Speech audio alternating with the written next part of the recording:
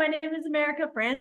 I'm the Director of Operations at Steward Growth. This is Travis Marker with me and Alan Barker. And today's topic is lemons, when life gives you lemons, which is transitions and unexpected events, some difficult things that come into life and how we can adjust and make good things happen. Today we'll talk about several topics. One of them is the power of a good morning routine. And then we'll also talk about kindness and helping others, and then whatever else comes up. Sounds good. America, you have the morning routine. So tell us more about that. What were you thinking? Well, my friend Debbie, that we refer to sometimes, is a professional organizer, and she's very growth minded. And so she mentioned this book that she got. It's called The Miracle Morning. And there was a really fantastic story of this guy's name is Hal, and he was in a really bad car accident and just decided he would be the most happy, positive person in a wheelchair that ever existed. And now he's a motivational speaker. I love that. It's a really good story. There's a video on YouTube and it's worth watching. But basically, he looked for the things that successful people do and the things they have in common. And there were 6 things that he noticed that a lot of successful people do. And he just put them in this acronym that's SAVERS. And it is silence, which is like meditation or prayer, affirmations, visions, which, this comes up in our work too. So vision board. E is for, I'll think of it in a second. Exercise is well, I've done it every day since I watched that video. So, but I'm combining some of these things. So the R part is for reading, and S is for, man, I should have written this stuff down before. It will come to me. Anyway, so, reading, and then, scribe. So it's journaling. Writing. So you can do some of it. He starts early, and not everybody's a morning person. You can do this not so early. And I am not a morning person. Some of it, I'm not a morning person. In your bed. Right now, I've never been like a wake up super early kind of girl. So the first one, the silence, you can lie in bed and think and, plan your day or pray or whatever. That's easy to do in bed. Affirmations and vision stuff I do while I'm exercising. So I stick my laptop on my new cycle desk and I look at my vision board and I read my affirmations. And I've also been watching some positive relationship videos while I'm doing that. And I just time that. Sometimes I jump on the rebounder. And then reading. I'm also reading my scriptures in bed sometimes before I get up. Praying and scripture study. And I then do that and I fall asleep. Well, I do it Every in the morning. I do it in the morning. I do it in the morning. I fall asleep. So Sometimes I'll read and then I'll set my alarm and I'll go back to sleep for a little while. Because sometimes I wake up early and I'm like, I'm not done sleeping, but I'm awake. So I'll read and then I'll take a little morning nap. I mean, a little meditation and reading the Bible and then being able to rest and that's comforting. Yeah. I don't have kids every day anymore, so I don't have I used to pray. rush. Yeah, I used to pray every night when I went to bed. Like, Lord, let me worship you in my sleep. Yeah. And it literally, I would notice a difference in how I would rest and how I would feel when I wake up. And when I go to bed not doing that and just watching a show, I'm restless. I'll roll over every 10 minutes, it feels like. So it's kind of cool, yeah. That's cool. But if I read in bed, I'm text. I'm right back asleep. Well, I'm at home alone quite a lot. I work from home and I spend a lot of time at home. And so I try not to read a whole lot in my bed because I want my bed to be a place for sleeping. So Yeah. I've tried to find some comfortable places in my house where I can sit and read. Yeah. Couch and chairs and stuff. So I'm not, because my bed's comfy and I love my bed and I want to be in my bed. No one likes getting out of bed. Oh man. And sometimes I'm like, it's 7:30, I'm tired, I want to go to bed. I'm like, I have to go to bed at a normal time. Like Have you been a person that's like hard to get up in the morning, or when it's time to get up, you're like, I'm good to get up?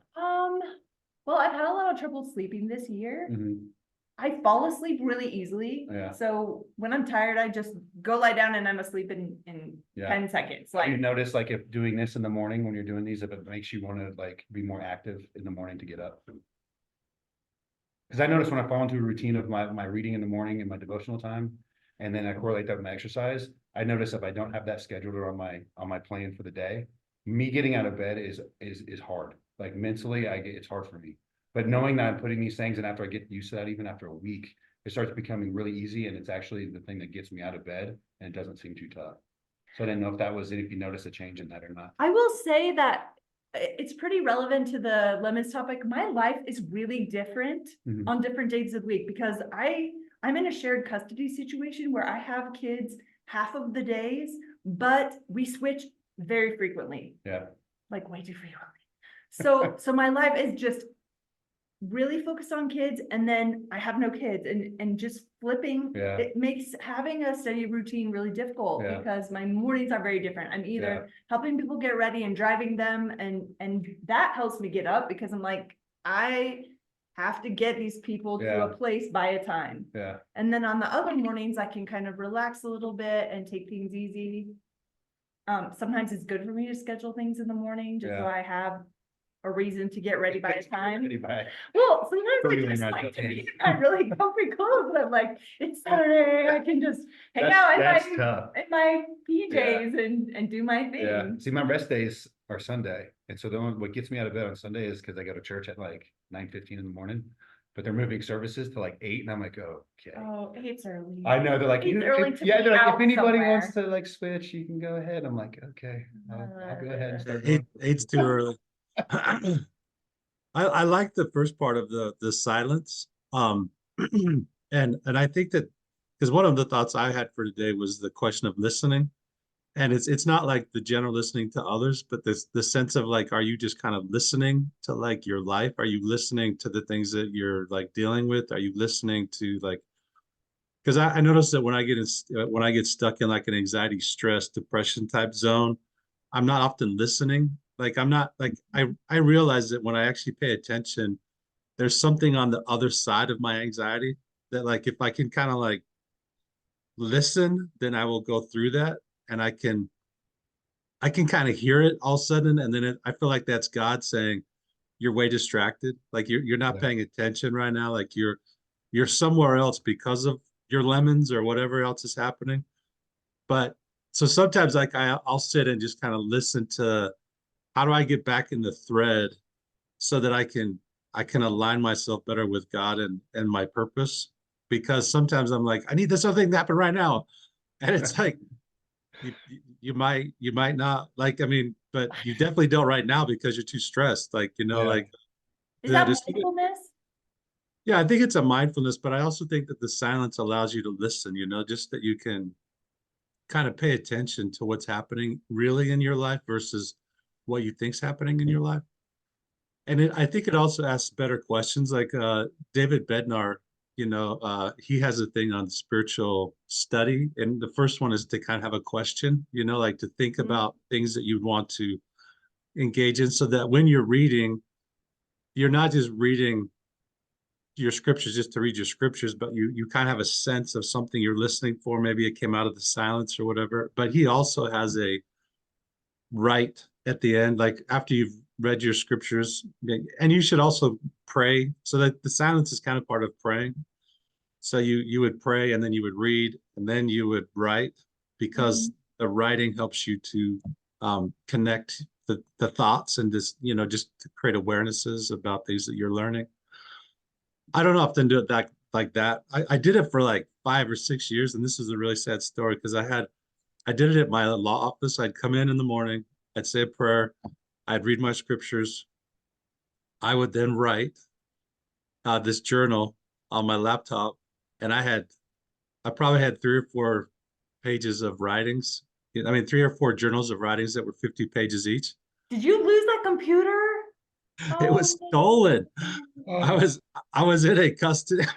I was in this adoption case with some, and my client was like, I mean, he was a legitimate gangbanger, and Right. and his wife was in this, married another person in the gang, and I think that they like just realized that they took out the lawyer, then like I couldn't represent him or something, so they literally came and stole my computer, and it was like That's I was like, wild. what is happening right now? Like I just lost 5 years of like writings, and it was devastating, but That is That is terrible. devastating. I hate That's it. tough. Yeah, because I just thought that, I mean, I just said I just lost all that writing. Like I didn't even care about his case. I didn't care about like all my other You cases. didn't care about the laptop. I know. I just like, I'm like, I didn't print those. Like I am the stupidest person. Or just back up your computer, right? It is hard. Yeah. I Well, and it's easier because that was like, I mean, Google was not like my first thing. Like then that was like in that was before that was like 2009. when you had to save So, everything. but I just remember that was a really rewarding period of time where I would kind of think and pray and then write after I read, and lots of good stuff came out of that. It was pretty cool. And then you were too depressed to keep doing it because you No, lost no, all of it. You're like, what's the point? What's the point now? no. I think my routine also changed because shortly after that, it was a really weird period of time. Like I lost a contract, and so I needed to look for a different economic option.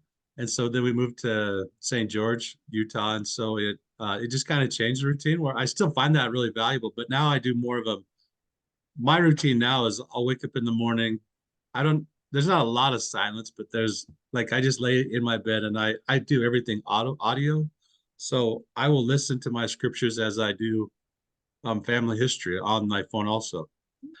And so I can sit and do like I get on familysearch.org and just sit and do pedigree work, which is kind of like listening to a puzzle, you know, like you're just connecting names and dots and records. And but I just then the spiritual stuff's kind of just playing in my background so I can kind of load the day, and it's good. I will say that it's probably harder for me to slow down than to get going. So when Yeah. you're like, can you get out of bed? Yes, but I go. And right now I need to be healing and resting and Yeah. listening and pausing, and like, it's so hard for me Yeah. because my brain works really fast. Listening can be really difficult, but all those things where I just am. Yeah. And nature's really helpful, and I have to be really intentional about slowing down, and it's important. It's a skill that I need to work on. I get that because I'm the same way. I will go from one thing to the next, and I'll cram it into this little small period of my day. And I give myself, you know, I used to do it right off the bat. And so I started giving myself and saying, listen, I got to give myself and like delegate my time because I need to get some stuff for myself because I was pouring out to all these people and then I was trying to help all these people. And we live in a world now where it used to be, I feel like your good works and the stuff that you did spoke for itself. But we live in such a selfish world now that people don't recognize what you do. And so no one knows that you're pouring out and that you're tired, you know? And so people will continue to take out your spiritual bank, your mental bank, your physical bank. And next thing you know, you have nothing to give and you want to give some time to yourself, but you don't know how. So the only time you know what to do is then I just got to keep going because I got to stay busy because that's all I know how to do. And that was We're trying to prove your own. or try to prove that like right? I'm tired, but then I'm tired. So that means I just got to like put my head down and just go into the storm and keep on going. And sometimes God just like, would you just stop? Like literally just take a minute, rest in bed, do some stuff that is personal, like find about your family, listen to some scripture. You don't have to sit there. Everyone thinks, oh, to do devotion, I go pull out the Bible and I got to read for 30 minutes. There's so much different stuff that you can do for yourself and for God and for the kingdom that literally you can do in your bedroom, in your prayer room, and just literally sit there and just kind of fall off. And it took me a long time. Like I would say that it took me about 8 years of me just going. And I got to the point to where I realized, I think I'm getting depressed.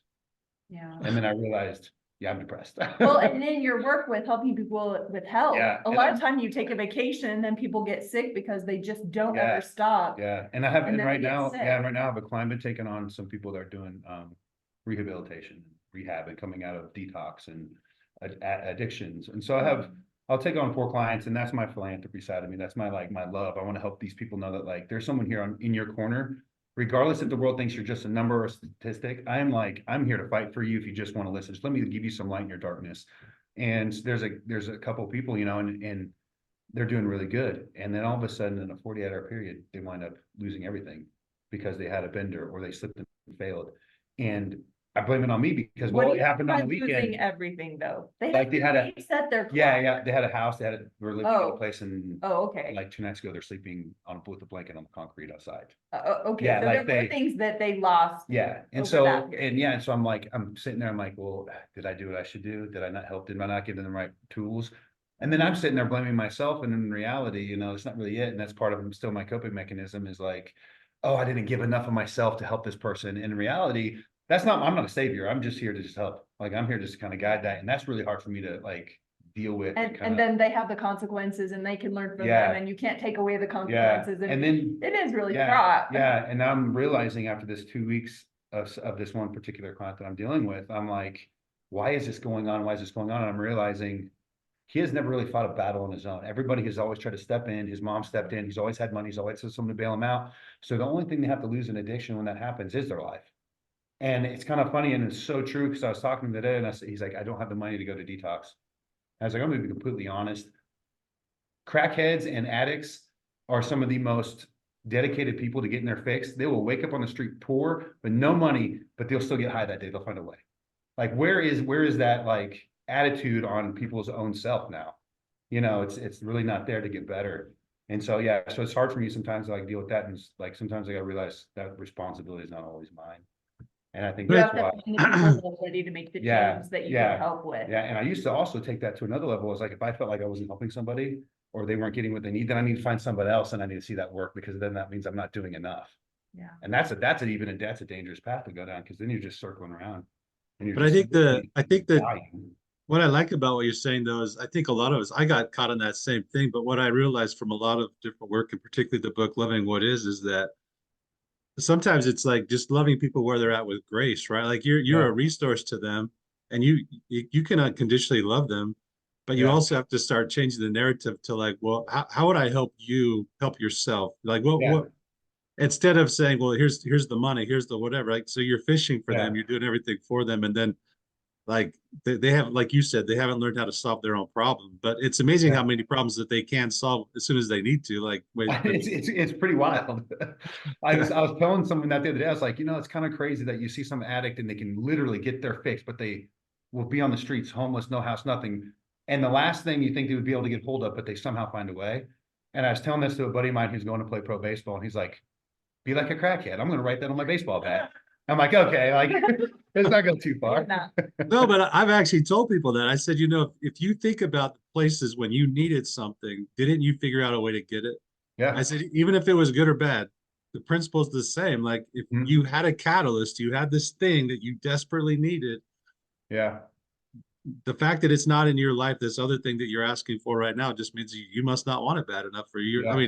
mean, because you're not asking the right questions to manifest it. You're not Mhm. connecting the dots. You're not like desperate Yeah. enough, whatever.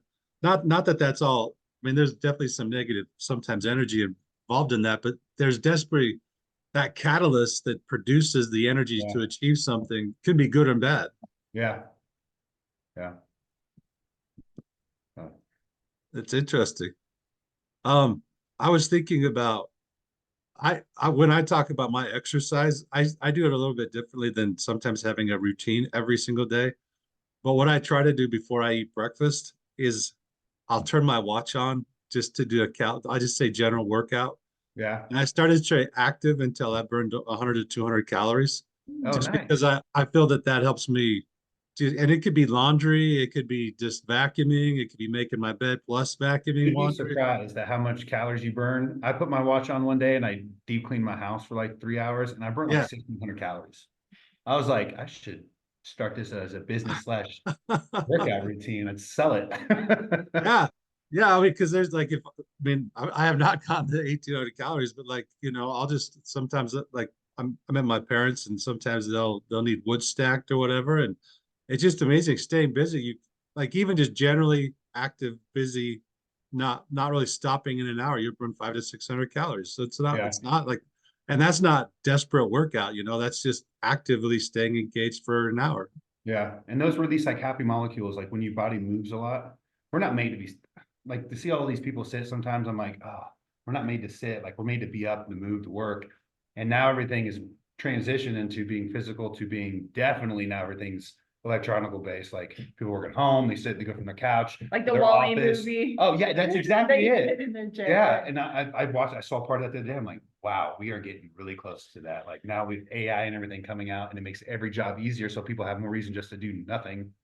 And like people are like more depression than ever. And I'm like, well, the number one happy molecule is what they refer happy molecule that releases from the brain is done when you're active.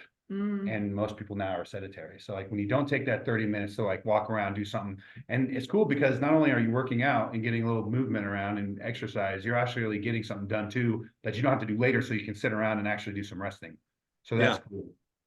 Well, I like and variety. In my workouts too, there's a 7-minute workout from Megan Shirk that I really like, because it alternates a lot. Have you done your fencing? I took a break from fencing when I started grad school because it's a lot of driving to get out there, Yeah. and I was just tired. I still got to do it. So yes, I want to try it so fencing bad. is super fun. I would love for you to join me in fencing. I don't think I'd be good, but I'd like to try it.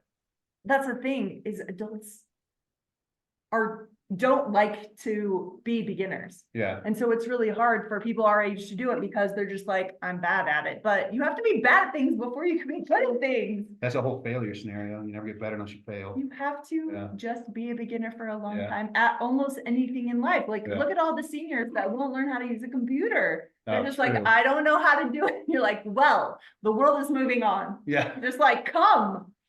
Yeah. You've got to be bad at it. Yeah. It's true. Okay, you had a thought, Travis. What were you saying? I said, one thing I also do is because I do have a sedentary kind of work life, like my life could be around the computer. So I will make sure I break up my day into like sedentary activity and then activity. So like I have to I have a couple projects that are pretty standard every day, and they take about the same amount of time every day, and they're like it's like a half hour to 45 minutes for a thing. And then I will make sure I stand up and go do other things. So like I don't do all my stuff in like 1 hour. I actually save things so that I know I will force myself to get up and stay active, because I noticed that staying active like more throughout the day definitely helps with my mood, besides just like getting logged into like, all right, I got to sit and do all this work at my computer all day. And I also build in errands as part of my day, like, and it's kind of funny because it's like I don't think of errands as things I have to do. I also think of them as things like, you know, I probably could get this much activity in during this time period. So like I try to change the way I do my routine to be a little bit more meditative. Not that I'm in fact meditating, but I guess I'm doing it a little bit more consciously. Like I'm aware of why I'm doing this activity and what's happening, and maybe the other things I'm achieving that are ancillary goals. Like I'm getting so many steps in as I do this thing, I'm doing whatever. So it's interesting how if you diversify the way you're thinking about the things you have to do in the routines, you're also aware of, you know, how you're budgeting some of your obligations, and you're like, yeah, I'm just getting it done gradually instead of like maybe rushing into it, or I'm stressed about it. Or that's good. That's like that checklist where everyone's just trying to hurry and check it. Well, I gotta go to the store, hurry and do it between from on my lunch break, and they're speeding to the store and there's running through the store. And like I've noticed when I'm like that, I am very unpersonable. I'm probably come across extremely rude. But like I do what you do. Like I have certain errands when I go to the store built in around a certain time of my day, and I take my time with it. Like I don't rush through there. I say hi to people, I smile. The people all know my name is Smith. I don't know if that's good or bad if I talk too much to everybody, but like it's for me, it's almost therapeutic. If It's you're kind of working like a job like that and everyone ignores you and you're invisible, it's probably really nice to be like, yeah. this person is treating me like a human. Yeah, like, hey, I appreciate you. Can you help me find this? Cool, awesome. Yeah. I'm sorry about it, Dina, you know, whatever. And like, I'll try to call them by name because it's on their name tag. So I'm gonna say, hey, excuse me. I'm just gonna, hey, TJ, what's up? You know, Yeah. just make them feel like, you know, I actually take a moment to care. What at least your name is while I'm asking a question. and don't you feel like just having that kind of like low energy about it, don't you feel like, don't you just kind of feel calm? Like it's Yeah. amazing how sometimes like at Christmas time, I will be so just like, I cannot believe I'm surrounded by this many people, you know? Oh, that's And tough for me. Because I'm tighter. I think you're probably a lot like me. Like if I don't consciously make this an effort to like this is built in, right. I'm flight. I will everything is go, go, go, go, go. And then at the end of the day, I'm like crash and I don't want to talk to nobody. I'm gonna turn my phone off, I'm gonna sit with my wife and play some video games, watch a movie, and go to bed. Like that's it. And that's not the best place for me to be riding around in all day. That's extremely No, draining. if yeah, like at Christmas time, I'm sometimes like my kids will hear me say things like, I need to destroy all these people right now. You know? One more person gets in front of me and walks slow. I know. Just because sometimes I'm like, I'm not in the right mindset. This is not nice. Like I'm not, but I just, you know, and so it making it mindful definitely makes it easier on me just to be Yeah. engaged in the process versus like, I cannot comprehend, you know, because I noticed a lot of like the Smiths in North Ogden, they employ kids who are a little bit developmentally slow, you know, Oh, yeah. particularly as baggers and stuff. Uh, And so sometimes like you definitely have to engage with this person is employed for a reason that has nothing to do with me. You yeah, know? yeah. And it's like, and so you can choose to be part of their learning process because even kind of segueing into the kindness diaries, one of his kindness challenges is to talk to three people that you have nothing in common with and just ask them what their definition of kindness. And I've been asking the I people, love that. I've been asking the checkers um, what kindness is.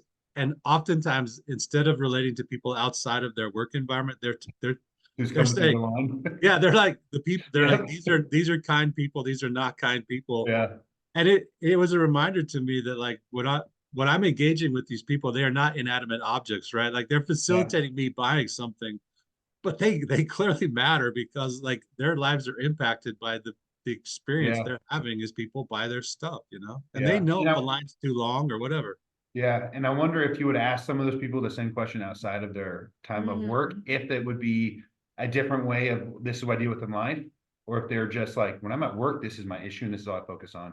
Because they probably do. People probably come through thinking you're just a person working here, hurry and get my stuff done, please, I gotta go. It's so transactional. It is. It's just It's like, here, like, here's what it is. Like, there's this super sweet lady who works at Smith's over here. And when she's working, I always get through her line and talk to her. mm, And I didn't know her mom was like the lady who runs the place or like the head manager there. And one day I went into town, I was like, hey, this girl, she's just the sweetest, nicest person. I just want to let you guys know, like, man, kudos to her. She did really great. She's like, that means so much to me because that's my daughter. And oh, she has a hearing problem, so she can't hear very well. And so she has like hearing aids and stuff. And so like I always really try to like make sure I take my time and talk so she knows what I'm saying. And every time she sees me, she'll yell at me, hi Alan. She yells at me, hey Alan, like as I'll be walking by, me, go, hey, you know. And it's kind of good to know that like she actually feels like, oh my gosh, there's someone here that actually cares about me when they come through my line. Like it's a regular. well, you know, that's a big signal when, in some like Facebook dating groups and stuff, they're like, watch how he treats the Yeah. servers in the restaurant. Yeah. Because I've seen that. if you're in a transactional relationship and you treat the person like dirt, that is a reflection of how you treat people. Yeah. Like, are they an obstacle? Are they an advantage to me? Yeah. Or are they a real person? Yeah. And it really, when you reflect on the way you're treating the most vulnerable people, the Yeah. people you don't have to care about, if you take the extra effort to pay attention and to Yeah. help them feel valued and help them feel appreciated, Yeah. that's something that it shows your character and it builds your character. Yeah. Well, it's been super fun, you know, to ask to go like this. The kindness challenges are very interesting. One of them was also to ask children because the idea is children are they're like the most raw. You're like they Yeah. tell you. And so I have a little niece. She might be 3 on her way to 4, and she has a whole list, you know, and they're very simple and they're very sweet, you know, very kind, and they're very tender, you know, and they're like 3 words, something like share your food, you know, and it's, you know, and then her brother's like, she never does that. She never does that. You should record one of those. That would be funny to have on tape for later. Yeah, well, and one of the things was it says write with your non-dominant hand on a piece of paper your impression of kindness. And it was surprising how much effort it took me to write with my left hand. Like I was seriously struggling. I could not believe how difficult it was to create letters that, you know, it's no big deal with your right hand. And I remember I just finished with mine was like to make people smile. Like I'm like, I feel, you know, just like that universal reverberation when somebody gives you that genuine smile. It's like, Yeah. you feel like you connected. You have no idea what's happening, but the fact that they're smiling is you're hopefully leaving them better than you Yeah. did when you know. And there's a big difference though. Like you can tell when there's the smile that's I'm responding with a smile versus like Yeah, get away from me. they're blossoming, just like the real smile. Yeah. That's the real payoff. I didn't realize you talking about that kind of reminded me, I think I might have mentioned it to you during COVID. for me, I'm a very interactive person. I like talking to people and I'll talk to everybody. And one of the things I didn't realize until about a couple months into COVID is I was really depressed, like a lot of people were depressed, and I started realizing I don't like a lot of these people, I've never seen their face. Like we moved here and there's people like I was going to the store, all I saw was their eyes. And I started Oh, yeah, realizing yeah. like I miss people smiling. Like that's big to me. I didn't realize that it really would affect me that much. And like I caught myself really, I'd be smiling and I think to myself, are they just doing it with their eyes? Are they looking at me angry? And I'd sit there and think like, they're fake smiling. Like, and so it bothered me the fact that I couldn't smile or see a smile or like We have get so that. much information from the Yeah, lens you of really, the you really face. have no, you really don't realize it because everyone's like, oh, you made your eyes speak. And I'm like, well, do they? Because I don't know if they're like giving me a dirty look or they're smiling or they're just squinting their eyes at me to act like they're smiling. And so like to me though, I was just like, I never thought I would say, I miss people smiling. And it was kind of weird. Yeah. I told my wife, I was it's kind of weird, but like I miss people smiling. Like it's just nice to see a person smile. Yeah, I know? agree. And that's kind of where, that's that whole thing like during COVID, that was probably the first reaction to me was like, wow, I didn't think I'd ever think that that's one thing that would really bother me. Like out of everything going on, I'm bothered the fact that I can't see someone smiling back. Well, how could you wouldn't even imagine like, there's gonna be a situation where I don't see people's faces anymore. Yeah. Yeah. And you can't hang out and get together very much. Like, and it's limited. And like, to me, that was wild. Like, I love hanging out with my wife. When my wife's off, I'll stay at home and I will ignore everybody's phone calls. It's just me and her, and I love it. But at the same time, like, I need to be around people. Like, I have to talk to people. I need to try to help I'm the people. oldest Yeah. of 10. Yeah. It's like, I need people. yeah, it was wild for me, like not being able to like go to my gym and be around all the people and coach people and talk to people, meet people face to face and like just do my thing. That was weird. It was wild for me. It was And Travis likes to go on trips to get away. Where can I go to that's really remote where I won't run into anybody? that's Yeah, nice. it's interesting because I do particularly like my family, like I like to hang out with my wife and kids, and then, but I have a pretty low people meter. Like I definitely, it's not part of my like rejuvenation, but I think it is interesting how much you still need people. Like I do like to have a brief engagement with the cashier, like I like to, some once in a while. Like I'm not one of those people who sits on an airplane and talks to the person next to me. Like, but That's me. but there are certain, but sometimes there are, you get a vibe with somebody because it just what they seem to be representing or what's going on, and sometimes it is interesting to talk to somebody that just is completely random, and just to see where they're coming from. Because I particularly, one of my pet peeves is, I think this is an interesting thing because the guy on the Kindness Diaries is a stockbroker, right?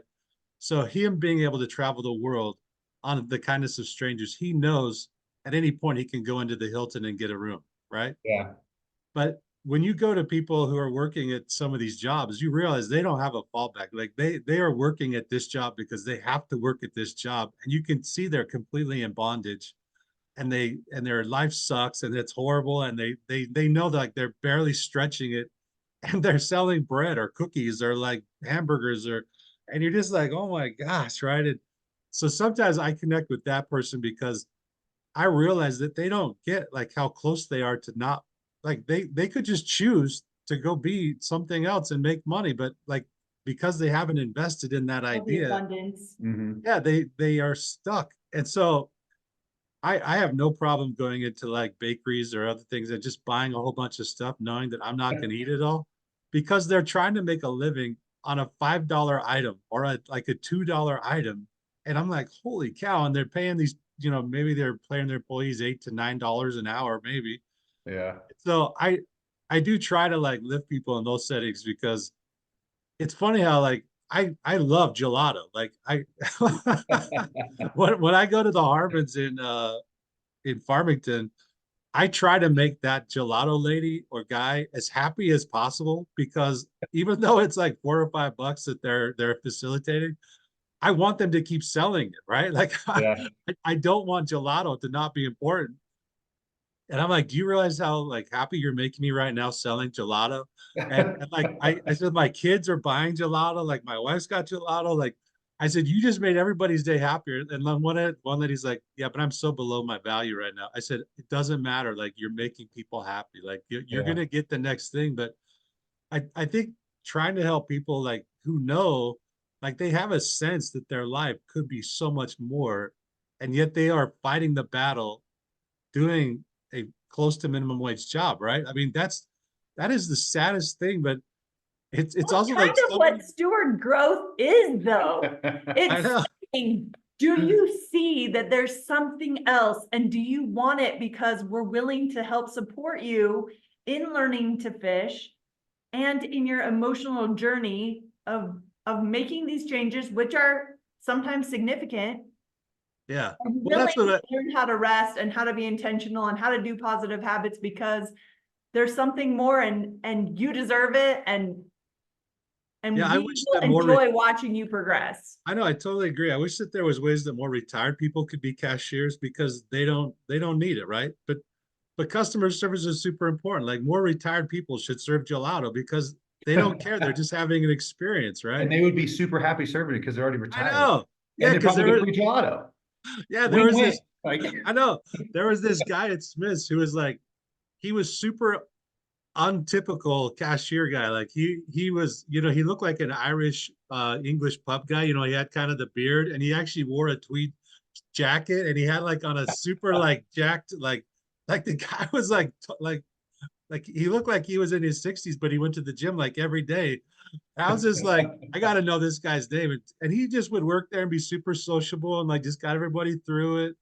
And he's like, yeah, I'm going to Hawaii next week and whatever. And so you could tell it was like no a big total, deal. yeah, like he didn't care. And I'm like, we need more people who, you know, the retired people should be doing this job, and these other people should be living their lives in a, you know, more abundant way. And I Yeah. think that's another part of steward growth. It's not always about trying to move someone along a path. It's also looking at things in a different way so that everyone can be happier. Because some people might really enjoy that job. And so we can find ways to match people better with their work so they'll be able to maximize their enjoyment and Yeah. use their skills. I And mean, there's something to say about when you have a job that you do that you care about that feels purposeful. Like that's fire. Like, and for me, when I coach people and they're trying to figure out like they hate their job, they hate their life, they don't like what they're at. I'm like, oh, what do you write down a list of things that like you would love to get up and do? The thing that would keep you up in the middle of the night, and then see if that's something that's purposeful for you to do as a career. And if so, the money's not going to matter because you're doing something you love. And so you'll know what you need financially. Some of these people that chase money, you're always going to be behind in the dollar. Like you're always going to be spending more than you make because that's all you want. And so you're never going to look at what makes me happy for my return, you know? and And if, you see what people and- are making money doing. Some yeah, of it some of the is stuff really I'm like, you gotta be kidding me. simple. Yeah, like Backyard chicken websites and stuff. I know. I was about I read about a lady the other day. She does, I can't, my wife told me about her and then I read it. What was it? She works for 5 months out of the year and it's something super simple, like something with ice cream or something. I don't know. She made 6 figure and then she doesn't work for the rest of the year. I And I'm heard like, about a lady that makes cookie cutters. She started designing, she 3D prints cookie cutters and she makes 6 figures. Cookie cutters. Takes a penny to make 20 of them. She turns it around and sells them for $5 a piece. Like, what in the world? Yeah. And so like when I did, yeah, and like when I started my charity, I started it with one thing. It's like, this is the thing I know I'm supposed to have be for my purpose. I'd come out of a leg break. I was trying to get in the NFL. Everything had changed. I'm sitting here thinking, I have no reason to be this. All I wanted, and now it's got taken away from me. So I was angry. I was upset at life. I didn't like anything. And then I saw these kids walking in the water, and I'm like, who am I to sit here and say that I don't have it good? Like these kids have to walk to get, like this one particular story I remember very vividly. They would walk 6 hours a day to get water. And they would carry 50 pounds of it back. And Yeah. one kid was carrying his like 1-year-old brother with him. And this kid had lost his other brothers and siblings to crocodile attacks. And the dad said, Oh, God. yeah, the dad said, I'm not gonna let my son do it anymore. He goes, I have like one son left. And I'm thinking, you have got to be kidding. Like, and I'm sitting here complaining because I couldn't make the NFL. Like I have a great job at FedEx. I was doing phenomenal financially at my age, way better than any of my friends. I already had a house by the time I was like 22 years old. Like I was doing well, but it wasn't good enough. You know, I wanted to chase the money. I wanted to chase the fame, the status. So I changed that when I started this charity. I was like, I'm going to do something completely crazy. I'm not taking a paycheck. I want this to be so purposeful all the time that I don't want to have my reimbursement be anything that I'm focusing on. So I did that for 10 years and didn't even pull a paycheck. Like we had other ways people would like funnel in for pay and stuff like that, but we didn't take nothing. We didn't focus on it. It was literally like, what can we do to just keep funneling into like giving people water and showing people that there's people that care and that love them. And that right there, man, it didn't matter how much I made. So like I tell people, like, if you chase your purpose, you don't have to really worry about money because you'll make it work. You'll figure out, okay, well, this is probably what I'm gonna make. So I'm gonna leave within this because this means so much for me to do this. This is my life. Like I want to do it. And so like I tell people, throw money out the way, it'll come. Don't worry about it. If you chase it, you're always going to spend it, you know, but you never get time back. And I'd hate for any of my clients or me or anyone I come in touch with or talk to waste their life and at 60 or 70, like, what did I do? And now this is all I have left. This is all I got. I got debt. And you say, Yeah. I helped people get water. Yeah, I worked 40 years working in the post office, the same position, and I had dreams to want to travel and do this and that, and now I'm budgeted for the rest of my life, and I felt like I didn't give enough. Like I'd hate for someone to be like that. If I could have said, "Don't worry about that," then let's think of something else. Then, you know. And I totally love that, like just the paradigm shift, right? Like it just seemed like just creating an awareness of your purposes and Yeah. somebody else's lack, and all of a sudden it was like totally different. I Yeah, really love Well, that. and part of it is we know the potential of people. We have this belief that we're children of creators and we're creators. So we Yeah. know that it's not anyone's, they're not stuck. They might not be moving right now, but they have whatever they need Yeah. inside them to be amazing to be people. great, to be what they want to be. Yeah. Yeah. And sometimes it's just someone needs to literally tell them now, no, you can do it, you're capable. Our world is so fast to you get on everything. It's ready to beat you down, tell you you can't do it. You're not good enough. You need to buy this. And if you don't do this diet or you don't do this diet, you're going to be a failure. And then you got all these You're not people. fitting in the system. Oh yeah, You're you not got the right people cog for this. crisscrossing all the time, retrying new things, and like nothing works. I'm broken. I'm a failure. No, society said that because you're chasing someone else's purpose. Figure out what you want to do. Plain and simple. It's really not that hard. People make it so Love hard. I'm like, yourself first. yeah, some people are like, well, I just love dogs. Do doggy daycare. There it is. Go sign up and walk dogs, and therefore you feel like you're getting paid out of it, and you get to walk some dogs. Like you don't have. It's not like, oh, I got to be a That's paid veterinarian now, and go back too. to school. Yeah, good grief. You go there and get like 6 dogs. a Dogs day. are money. Yeah, right 6 now. dogs. Yes, walk 6 dogs, get paid $25 per dog in a day. That's pretty good money. Like for walking a dog. You know, you ain't walking 6 dogs. That's not 6 hours of work. You can listen to podcasts while you do it. You listen to podcasts. Yeah, work on yourself. Write stuff down. Whatever. Then write a book about Then write a book. how to do a Yeah. business, walking That's- dogs. That's one thing I will not do. I do not want to. I do not want You to. should have a book. Well, I'm doing an ebook, Oh, there you go. but Yes. that's just about helping people with trying to find that balance of mental, physical, and spiritual fitness. Yeah. Yeah, and it's like just I'll have some workouts and I'll have like they can log their goals for the day. How'd you feel? Did you give a challenge like bless one person throughout the day? How'd that make you feel? Have you seen any, like it's pretty much self-evaluating exterior and interior work. And then pretty much the physical part about it is because when you work out, you just feel better. But if you see change, that you'll start loving yourself. Like some people just don't love themselves, and it's always outward. It's always some stupid thing about I don't like the way I look, or I don't like the way these clothes fit, or I don't like I have glasses, or I don't like it's just stuff. I'm like, what? Then do something about it. Like go on a walk. You How do know, you record those things? which What's, things? what's your recording system for all of the things you're tracking? Like, Oh, so like right now, the ebook's getting developed. It's going to wind up being like you'll have your, for example, I have lists of affirmations that you can do. One of them, I have 2 actually. I'm working on. I'm trying to figure out which one I want. One of them is 60 days, and there's 60 days of workouts, and it's all progression. It starts from beginning for beginners and gets advanced by the end of the 60 days. mhm. And then it tells you how to figure out your macros on your own in an easy way. And there's options of things to pick that would fit macros for them. Explain would what be- macros are. The for our- macros are protein, carbs, and fats. Okay. And a lot of people in today's world eats carbs and fats, and those are 2 energy sources. So your body will not usually burn fat because carbs are easier to burn. So people have tough time losing weight. They don't understand that protein is the #1 thermogenic that will get them to burn weight, and it helps them gain muscle.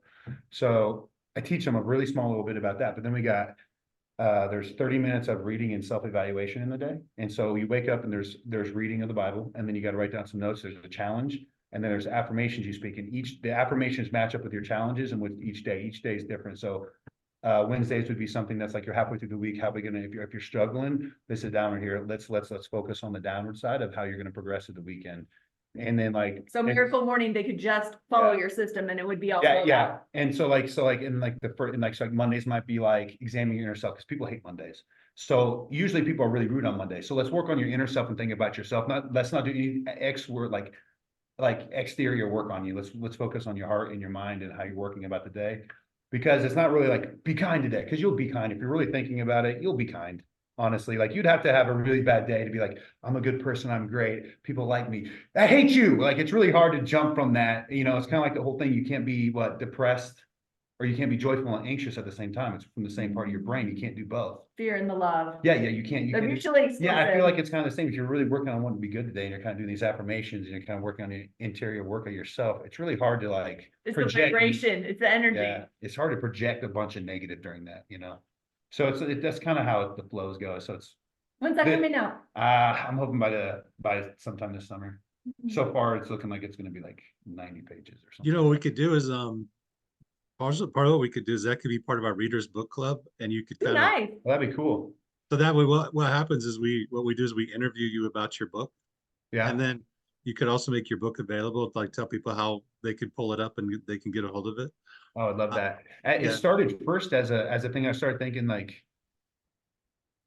just people that I know and things I've seen. I'm like, I feel like men today are taking back seats to things, and people are relying on men to like kind of step up sometimes. And we just want to sit around now. And some guys are like, yeah, not my deal. And it's like, why? Well, I don't want confrontation. I'm sick of it. Okay, well, let's challenge you to do better then. And so my big thing now is I just want to tell everybody, do better. Just like, it's not about making massive steps. Just do one small thing to do something better than you did the day before. And if everybody focused on that, oh my gosh, I think there'd just be such a change around the community of people. Like even like the thing, like I have a saying, until done, tell no one. And that's because when you have a dream that you really want to fulfill and you start telling everybody about it, even though you could be your parent, you could be closest friends, you can interject something into you usually, and then that will make you second guess it, and then you'll stop. And then now the thing that you were so adamant on finishing and creating and doing is now had a roadblock.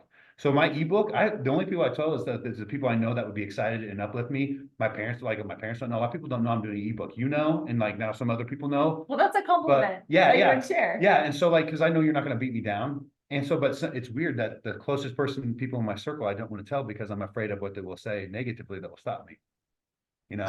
One second, I'm gonna go get my power cord. Sure. Okay. We should have like pause music. I mean, we can keep talking. I'm getting this, and then I told everyone not to bother me. Text messages. So savers. And that's what Silence, affirmations, visualization, exercise, reading, and scribe is journaling.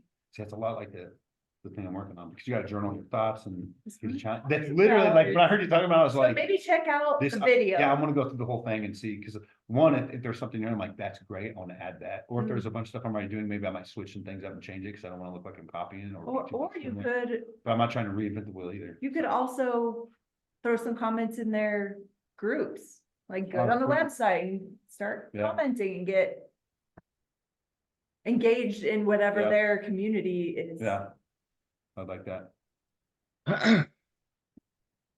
I love your idea about not telling people. Because I'm one of those people who I used to be very impacted by people's comments. Mhm.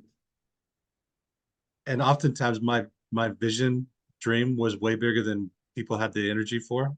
And so they're like, well, I just don't know, maybe you could do less. And I said, look, But it's like our board meetings, they're like, can you make this little? And we're like, no. That's like a client last year. His goal, he wanted to lose 100 pounds in a year. And everyone's like, and when he started, he always told everybody, majority of everyone said, well, don't get too ambitious.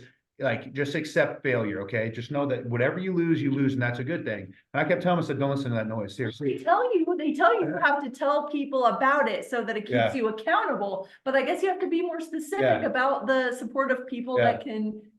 And I told him, knock the noise out. He went from 350 some pounds to 202 in a year. He blew out 100 pounds in a year. And yet he was ready to just like, maybe I shouldn't try it. Maybe I should just see what I get. And I'm like, go for your goal. Like you got to knock it. So I say, quit talking about it. Just do it. Just put the work in. And that's what he did.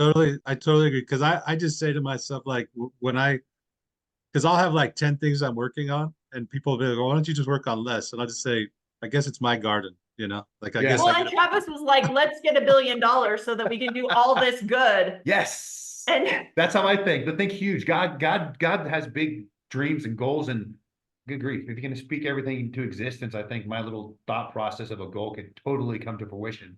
You You just have know? to align with it. And Yeah, if I think that you also have to like, because part of the listening, like sometimes I do have to listen to God and say, what's the timing on this? Because like I don't see God saying like, don't do it. Like sometimes it's more like, how many steps you got today? Like how, like what, like the burnout, right? Yeah. Because sometimes I can burn myself out even on my own goals.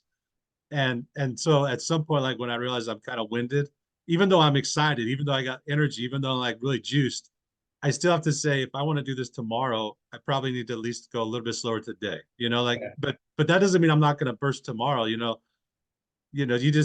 have to reset it. Like, because even on like the weight stuff, like when you and I first met, Alan, like I was down to like almost 200 pounds. Yeah. But I couldn't keep the lean muscle mass. And so like I'd go into DEXA body and like I'd just be humiliated because I still had a man body. Like I couldn't get Protein, man. Protein. well, if you wanted to get some coaching, this guy knows how to do all I know. of Well, it. finally, yeah. Well, finally, I just said, you know what? I'm just gonna work on the strength and the protein and stuff. And so, like, I gained 15 pounds, but like I like last night I was benching 245, and You guys feel good. yeah, I feel better. But I realized, look, I'm a little bit heavier, but I have a different composition, and like, Yeah. so. But I had to like, it's still like when I'm working with myself and God, because you can kind of listen, you get awareness is like, why are you fighting it like this? Like 200 is probably not your natural state because like Yeah. it's hard, where if I just kind of say, loosen up, do some things, and it was amazing how much easier it is to achieve that goal when I kind of listen and recalibrate and but I'm willing to Yeah. kind of consult with God on the journey because I don't think God wants us to get it done in like 2 days. I think No. like we need to have the process to help us just kind of refine it and whatever, right? Yeah. And I say that a lot to a lot of people. I say, like, trust the process.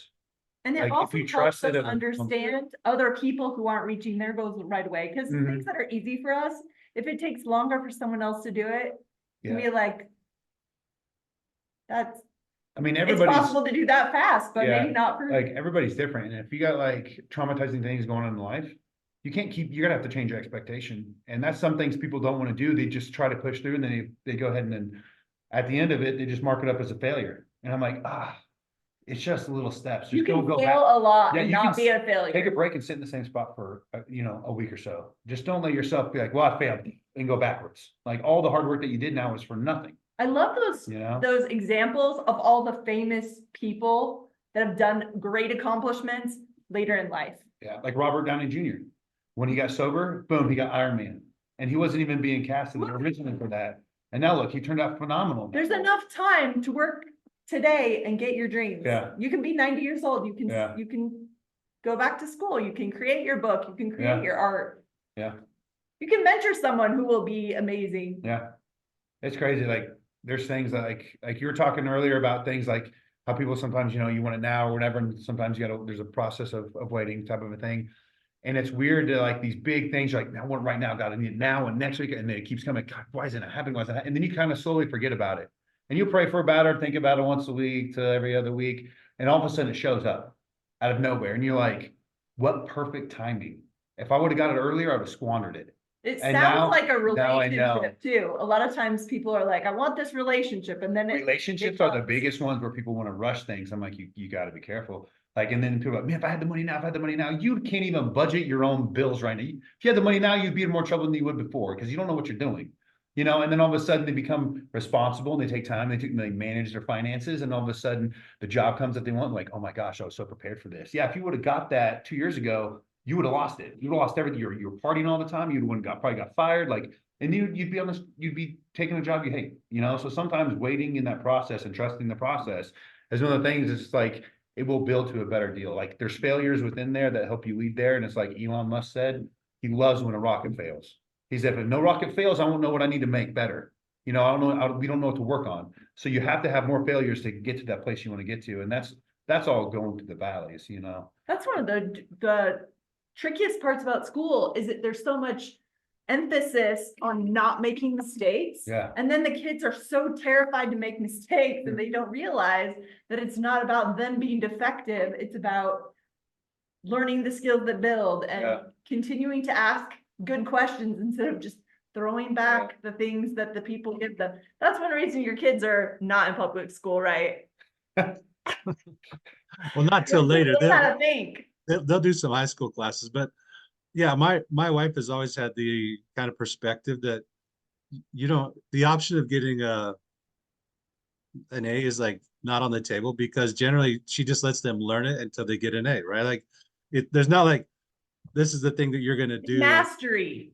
right. So they, you know, we play around with it, and I'll even like with my kids, we'll, I don't know where I can, my dad's a handyman. My brothers are handymen. I just kind of grew up like not connected to being handyman. Like, I think I even kind of didn't want to do it. And I even, then I had this chance to build a bird coop, a bird cage, you know, I remember this story. a chicken coop. And I remember I just took the time to like put the screw in wrong and pull the screw out, right? Like, it just didn't matter. Like, I just had to eventually get the thing done. And but because I kind of learned, then the substance was totally different, because you could be creative, you could change things up, like you could, and it just didn't have to be like somebody else. Because I knew that, like, you know, the guy down the street building houses, like, I'm sure his chicken coop was going to be exceptional, but I learned how to build a chicken coop. So it's like they've lived in it like 5 years. It's nice to accomplish things like that. And you had to be a beginner first. Yep. Yeah, even like pruning trees. Yesterday I was out pruning my fruit trees, and you know, you have to kind of have a vision of the tree. You have to kind of like say, well, what do you want to happen? Like, what do you, but you really don't know. Like parent apple trees are horrific at like growing the way they want to grow. Like they're not easy to shape. And so like I learned on my pear tree, like, don't mess with it, you know, like you kind of, because you just don't know what's going to happen, but it will still produce, you know, fruit. So I think, like, even in my own life, I guess it's kind of like what we're talking about, is that sense of like coming into your own process and adopting it and feeling comfortable with it. You'll generally get a better thing than somebody shaping you necessarily in their way. Mm-hmm. Yep. And a lot of times we do that to ourselves. We say, what do all these people want me to be? Yeah. And what you want to be is this amazing person that can't be who you should be if you're trying to contort in all these ways to match other people's expectations. Or putting yourself up against someone else who, you know, I mean, good grief. If you're in high school, you're not going to put yourself up as a quarterback, be like, well, Tom Brady or Patrick Mahomes. Like, well, okay, well, you're not even on that level yet. So let's work on some of the things first, or people expect you to be something, and then so you look at someone else and you're like, that I need to be like that person. Or it's now there's tough to be a child of a person who's very accomplished. Yeah, because there's no character building for yourself. You know, it's always trying to chameleon yourself into something, you know, and then that's where people lose joy. You know, they lose hope in that. It's kind of get lost, and then they get confused. Why am I here? It's because you thought you were supposed to, because someone said it, or you felt like I had a friend. He was going to be a doctor because his dad was a doctor, his grandpa was a doctor. He did not want to be a doctor. That's the last thing he ever wanted to do. He wanted to be involved with helping people and get better in fitness and all that stuff. And he told his parents, he's like, I think I'm going to drop out of med school. And they flipped out. They flipped out. And he was just like, I couldn't do it anymore. Like, that's not what I wanted to do. The expectations were too much. The pressure was too much. I didn't like it. I hate it. And he helps people get in shape, and he helps people find it, and he loves it. He absolutely loves it. And so something that he wanted to do, because it's not that he wanted to make more money, but he's like, well, what else do I like to do? He's like, you know what? I like helping people. I can just do so he does stuff like kind of like nursing now. And he absolutely loves it. He loves it. Like, every time I talk to him, man, he's just beaming. Everybody can't be a doctor. Yeah. And he's just like, I don't want to do this. You know? And so like, I'm like, I get that. Like, if my parents are like, hey, we want you to run a gas station because grandpa started his own gas station and tire company, I'd be like, no. Like, there's no reason for me to do anything like that. Like, you know? Well, that's something I really appreciate about talking to you two, is that you really appreciate me authentically, because I have felt in a lot of situations where I had to be a different person in order to feel accepted. And it's nice to just be me. It's a really nice, safe feeling to be able to express myself and share my thoughts and be excited about things, because I get excited. I'm the same way. Like, I feel like there's too many people that want to, like, to be accepted, you got to be a certain way, you know? And to me, I'm like, just come as you are, please. Like, I don't want smoke and mirrors. There's too many people like that. We got people like that all around us all day long, you know? People, I'm way too boring when I'm not Yeah, me. yeah. I'm just so like bland and vanilla and whatever, and I'm not like that. yeah, no, I like you're awesome to be around. You're uplifting, you're fun, I never leave being around you, going home, being like, I Yeah, always you're not, leave, like, excited and happy and bubbly, like it's infectious. you're definitely not a draining person. Thank Yeah. you. Did you want to close us out and then, Sure. because we're about We an really hour? appreciated this time to discuss topics related to growth and making the most of our lives. And this is something that we do every month on this topic, and we have 9 other topics and great guests. And we'd Thank you love for having me. yes, it's so delightful to love have it. you here. And we have other people. Actually, we were talking earlier about you doing a monthly discussion Yeah, on the topics that are Yeah. interesting to you. And we're going to talk about that and get that set up. But people can join us on our calls. They're live and interactive. And we have other events like this that are on our YouTube channel, stewardgrowth.com. If you go to the bottom of stewardgrowth.com, our website, you can find the upcoming events and join us. But until next time, thank you for being here, and it was good to talk to everybody. thank you. Good talking to y'all.